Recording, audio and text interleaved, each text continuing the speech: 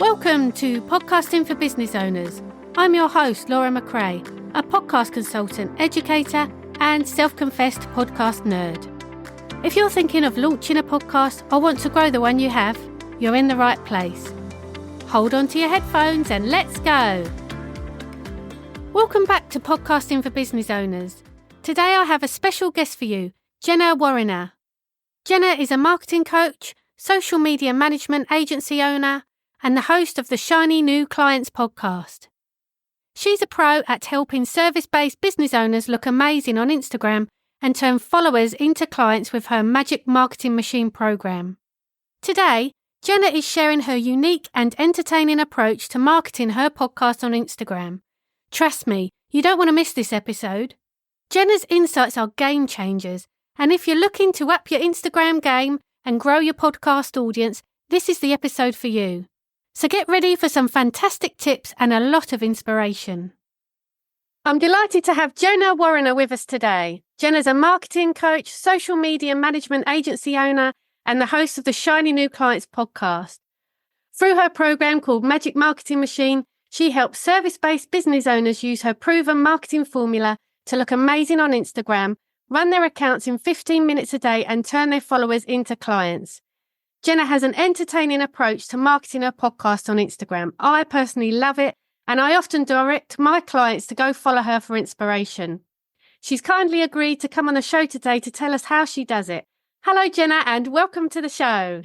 Hi, happy to be here. Thank you so much. I've been so looking forward to having you on the show. I absolutely love how you promote your podcast on your Instagram account. It's like no other person does it. You're just very unique, and I love it. What inspired you to start your podcast, Shiny New Clients? I'd been told for a long time to start a podcast and I was resisting it. And I don't know why. I don't know why I was holding off, but, was looking for other marketing avenues. I have email marketing. I've got social media. I'm like, what else can I add to this? How else can I get people into my universe by sharing my knowledge? And I thought I'd take a risk. It was kind of a low barrier to entry because at first I thought that it was going to be so hard. Like there'd be all these puzzle pieces to put together. But then as soon as I knew about Descript and grabbing a Blue Yeti microphone for $100 on sale when I was in a hotel room one night, then I was like, okay, well, I suppose I have what I need. I don't need to make this fancy to start. I can just start.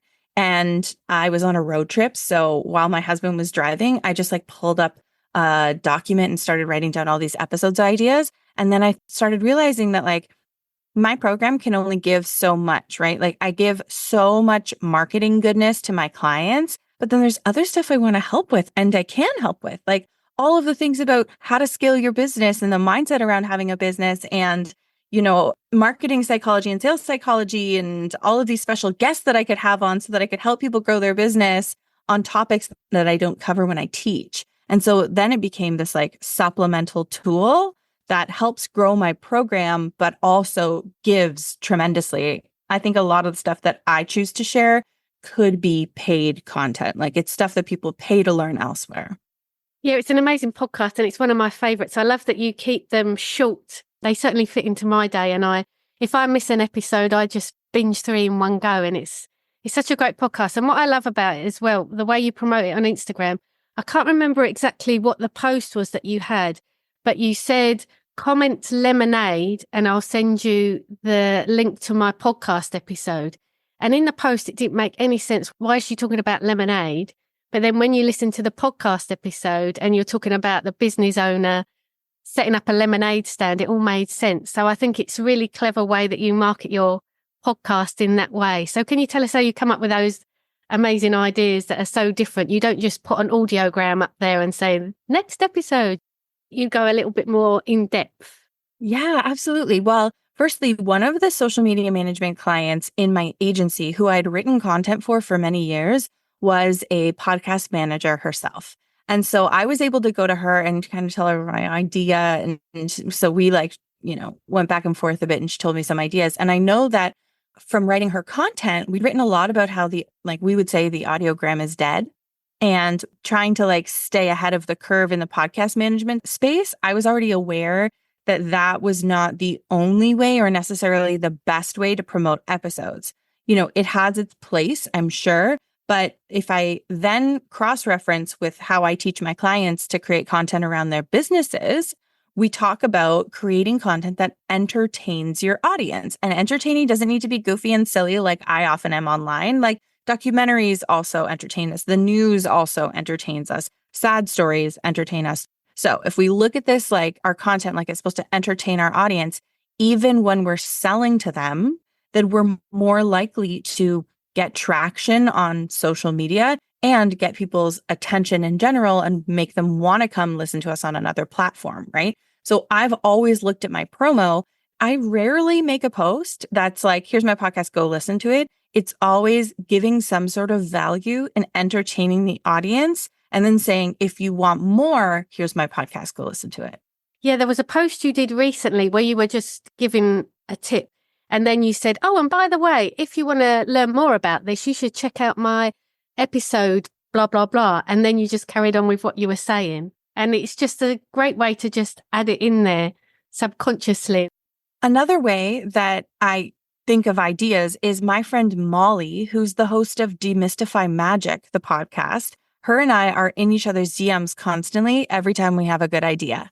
And Molly started doing this tactic where she would do that, the aside. So she'd be talking about one thing and like halfway to 3/4 of the way through her Instagram reel, she would say, I just talked about this on my podcast. And she would put a sticker on the screen of like the title of the episode and then go back to what she was doing. And we got that because we saw someone else do it and we shared it in our DMs to each other. Like, you know, a rising tide lifts all ships. Her getting listeners on her podcast doesn't hurt me. So why would I not team up with my friend and always share ideas we have for getting more listeners? So I've noticed that your tactic now tends to be you'll ask people to comment a particular word and then you send them the link. Are you using ManyChat for that? Yeah, absolutely. So I'm using manychat.com. I have the paid version now because I have a substantial audience, but your first 1,000 uses on ManyChat are free. And I'm not an affiliate, I'm just a spearheader. So then once you start using it more, you pay more. So I think I pay like maybe $40, $60, something like that a month. And I use it every week pretty frequently. And yeah, you can set it up online. It's an automation, which is a word that I usually fear, but it was so easy to do. Like I posted a tutorial, Google a tutorial. You can find on YouTube a tutorial so easily on how you make it so when someone comments a trigger word like lemonade, you slide into their DMs with a link. And it has its ups and downs, like it has its pros and cons, but the algorithm loves engagement, right? So anytime someone's interacting on your post, the algorithm's going to show your post to more people. So the old way of doing things is to tell someone to go to your link in bio, which means they don't interact with your post. They don't touch it. They don't comment. They don't swipe. They just go right to your page and touch your website. But with this new tactic, they comment the keywords. So you're getting engagement and you're getting your website traffic because they're going into your DMs. And pro tip from a social media manager, when you're interacting with someone in your DMs, they're more likely to see tomorrow's content. That's why you always see like your best friend's story. So just by having DMs going, like direct messages going with your leads, they're more likely to see all of your nurturing content that you're posting throughout the week. So link in bio is dead. I still use it sometimes, especially if I'm cross-posting something on TikTok and Instagram and I don't want to edit it twice. I'll use link in bio. But if I'm near my computer and I can set up a ManyChat automation, it's easier, faster, superior at the moment. Yeah, because I've seen sometimes people will comment over 100 people and I'm thinking, how is she keeping up with sending all these links to her episodes? So I thought you must have been having some help there. Oh, funny. No, yeah. One time, actually, when I was first getting started with it, my automation, I forgot to turn it on. And I was driving to the store with my mom and I was like, oh, no, none of these are going through. And I had to like rapidly respond to everyone and then check if I'd responded to people. And it was like a nightmare for that day. So I'm like, oh, wow, what a champagne problem, first of all. And I'm so happy to have this software.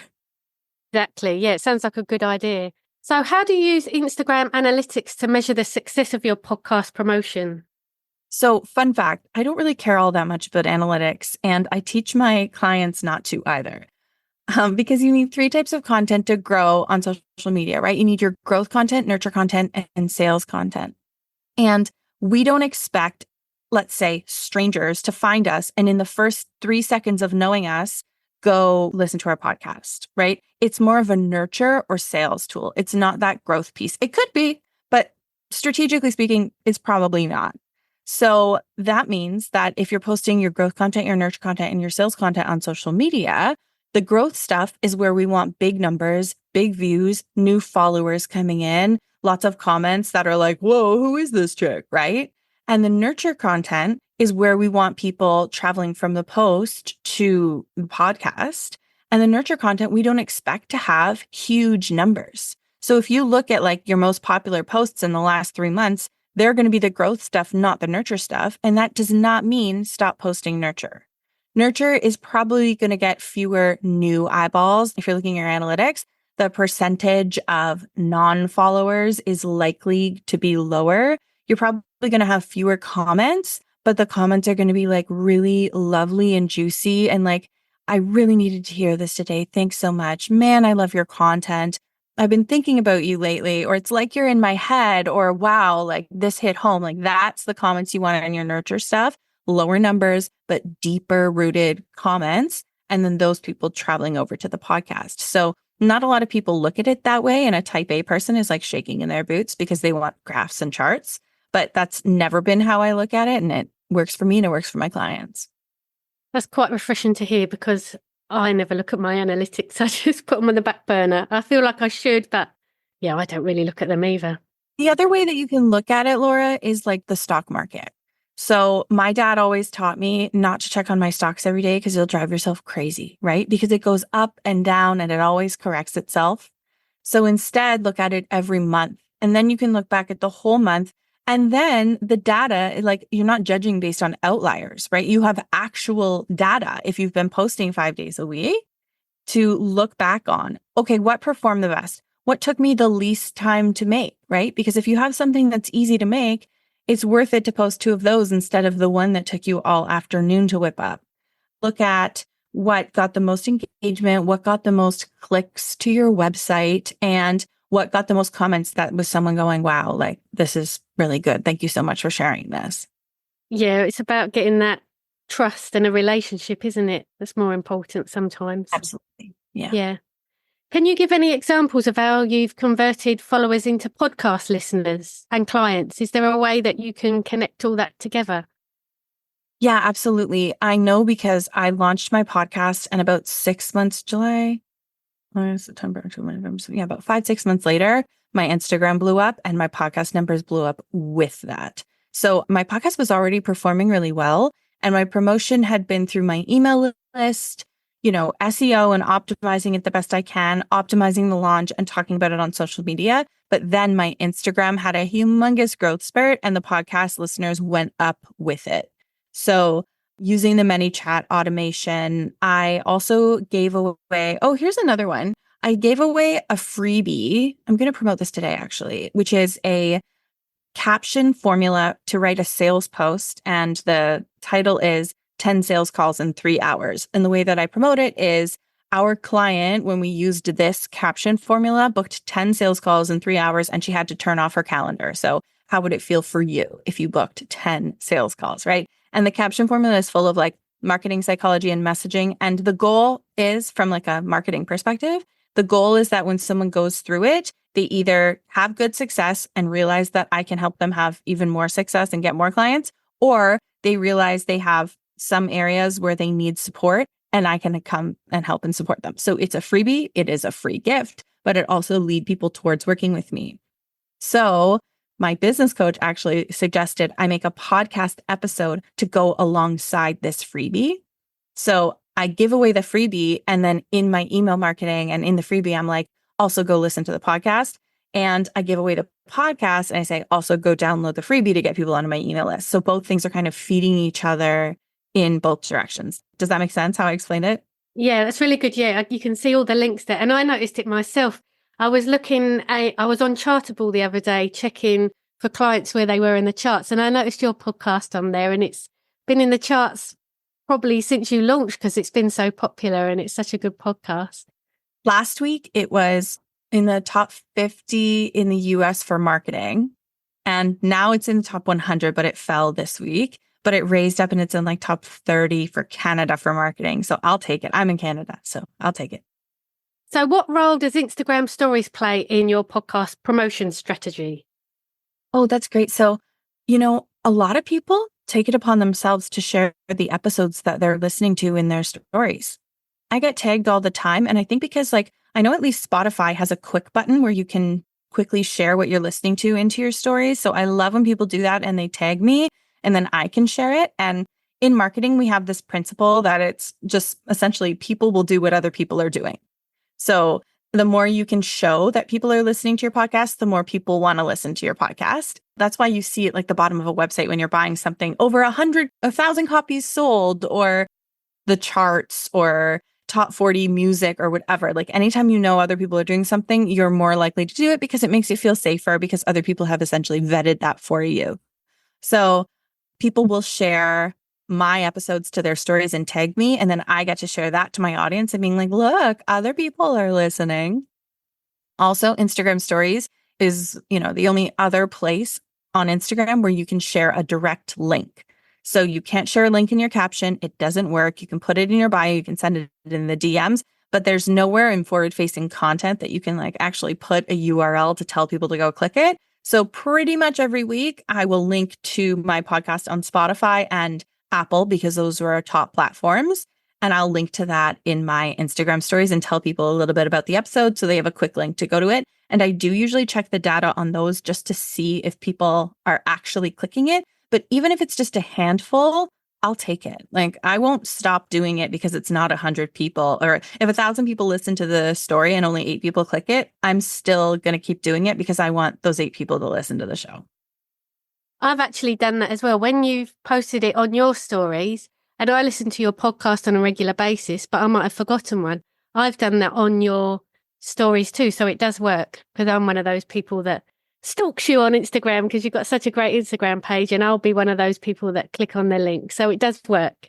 Yeah. And if you're listening, it's Jenna's Page, and Page is with an I because it's my middle name. So that's my handle, at Jenna's Page. And you know what is the most flattering thing that happens usually on Mondays when I promote my episodes is I'll promote it and someone will say, I already listened to this. It's good. Go listen to it. And that just makes my day. And here's another tip. If that happens to you, pin that comment because it's going to show up for other people and then they're going to get FOMO. So whenever I have a comment that says I listened to this episode, it's so good, or this, whatever, anything like that, or even just, I love your podcast, I pin it so other people can see that person's comment. So they want to go listen to it as well. Yeah, it's great. And so you've given us a lot of lessons here already, but what are some of the biggest lessons you've learned about promoting your podcast on Instagram? Well, I learned right at the beginning to really shout from the rooftops that it was happening. So when I was first launching it, I posted a ton about it and I crafted out some launch content, planned how I wanted it to be perceived and really shouted about it before it existed, which isn't something that I typically do. Even with my clients, we don't tease that stuff is coming up very often. I'm usually just let's just get butts in seats, not butts waiting out line to get in seats. But then I learned that it was important to promote it before it existed. So I did that so that we could have a really successful launch. And, I'm thinking because that was so valuable and so many people now don't even know that I have the show because I only talk about it about once a week. And when you have something, you got to talk about it all the time, whether it's your free offer, a paid offer, or a podcast, you got to talk about it nonstop. So I might wrap season 1 and then do a big promotion for season 2 so that people know that season 2 exists. Another lesson that I've learned is if you invite guests you think are big fish. Invite people that you think are too big and would never say yes, because the worst they can do is say no.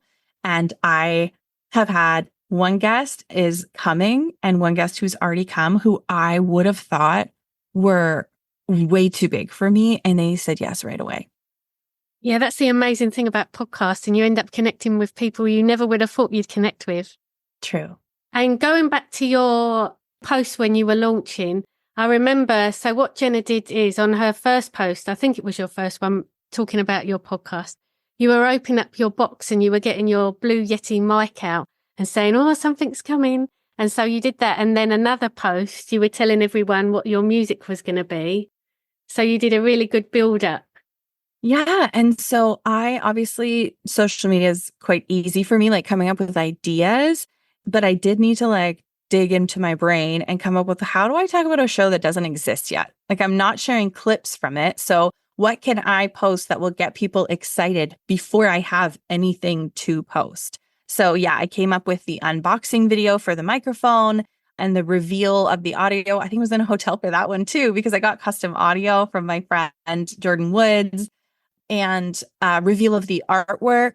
Also, asking people what it should be called, knowing that I don't need to go with whatever the main vote was. But when I was trying to think of the title and then title reveal, anything like that to like pump up the energy and get people as excited as I was.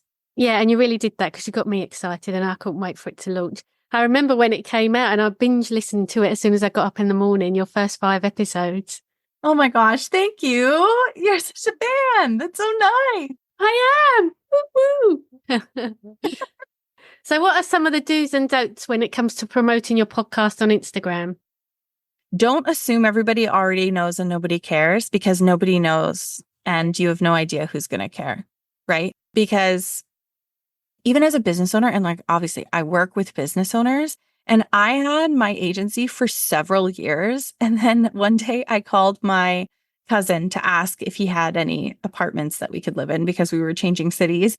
And he was like, no, I don't. But like, what's going on? And I was like, oh, I'm just hiring someone in my business right now. And he's like, what? You have a business? And I'm like, oh my God, this is my cousin. Like, he doesn't even know that I own a business. So how many other people right in front of my face don't, even though I'm in here every day, I'm growing this business every day, I'm posting about this business every day, nobody's paying attention. They have their own lives, right? And it's the same with your show. It's the same with your business. It's the same with your show. You have to talk about it constantly. There's all sorts of people that are going to need to hear you mention it 5, 10, 15, 20 times before they actually download an episode and fall in love with you. So you just need to keep talking about it and also recognize that if someone gets annoyed, like our biggest fear when we're talking about something like this is if someone gets annoyed because you're talking about your show, they're not your ideal audience. So who cares? Let them leave. Your goal is to be attracting your ideal audience. And sometimes that means repelling people who aren't for you.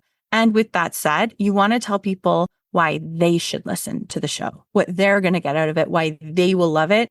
If you're just begging people to listen or like talking about yourself, well, that's going to turn people off, no doubt. Yeah, I totally agree with that. What future trends do you see in Instagram marketing that podcasters should be aware of? Ooh, okay. Well, I think it's important to remember that this whole Reels thing didn't even really exist until 2 years ago. And so things can change, like things can change on a dime. And then when Reels came, there was the music thing. And then now there's the B-roll thing. And then there's the talking head thing where you're talking to the camera. And there was the audiogram thing. And now that's gone. It's not as popular anymore. So in terms of where I see the trends going, one, they can change on a dime. And it's not like you're going to get a memo, right? It's not like someone's going to go, everything is different now. It's just like you need to kind of pay attention to when people's tastes are changing. And it's not about following trends and like hopping on every new thing. It's just like notice that maybe right now there's more room for you to show yourself talking and recording your podcast in real time than there was before, right? Like the big trend on TikTok right now is to show video, like high quality video of you actually recording the show.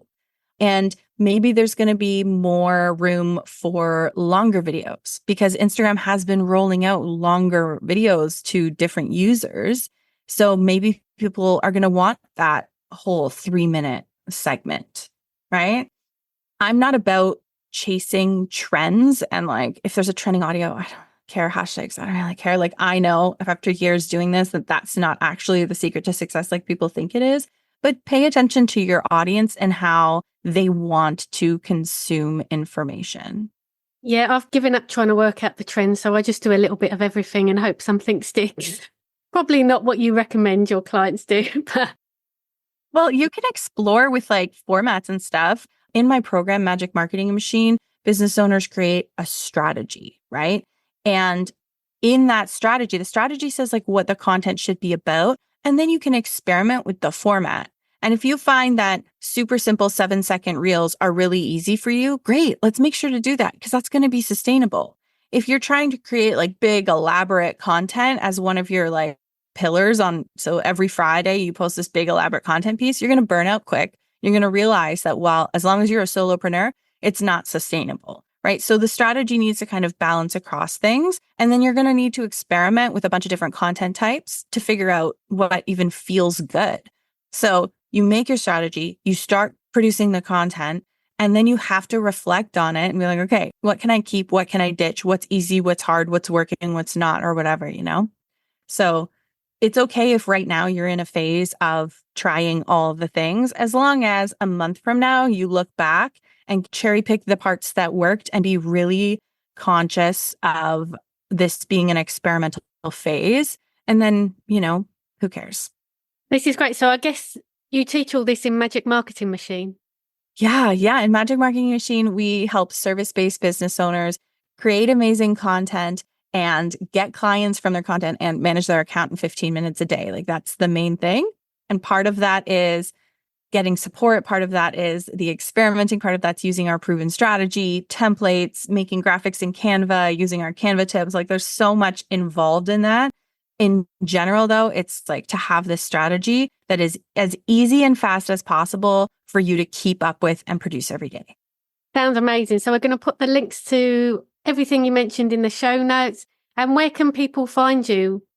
Yeah, look for me at Jenna's page, JennaSpaige on Instagram. Come say hi. Come DM me and tell me this is where you found me. That would be fun. Thanks so much, Jenna. Thanks for coming today. My pleasure. We'll see you online. What an incredible conversation with Jenna. I loved hearing about her strategies for promoting her podcast on Instagram. From using ManyChat to create engaging and interactive content, to the clever way she integrates her podcast with her overall marketing strategy, Jenna truly stands out. I especially appreciated her perspective on nurturing versus growth content and how she uses analytics without getting bogged down by them. It's such a refreshing approach that I think many of us can learn from. For me, the biggest takeaway is the importance of being creative and authentic in how we engage with our audience. Jenna's methods show that with a bit of ingenuity and a willingness to try new things, we can all improve our podcast promotion efforts. So whether you're just starting out or looking to boost your existing podcast, take a page from Jenna's playbook. Don't be afraid to shout from the rooftops about your podcast, experiment with different engagement tactics, and most importantly, have fun with it.